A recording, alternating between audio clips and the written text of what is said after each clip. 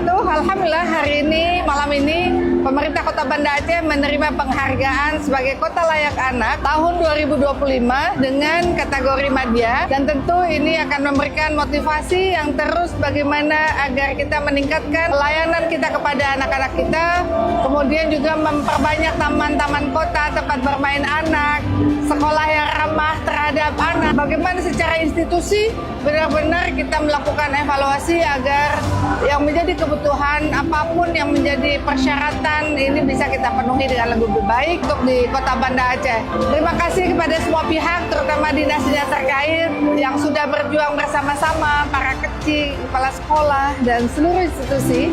Mudah-mudahan ke depan kita terus bisa berkolaborasi untuk bagaimana anak-anak kita terus bisa bahagia ada di Banda Aceh, memperbanyak seluruh aktivitas dan kegiatan yang ramah terhadap anak agar anak-anak kita terus maju, terus berkembang menjadi anak-anak yang pintar, tidak hanya pintar secara intelektual, tapi pintar juga secara emosional dan spiritual.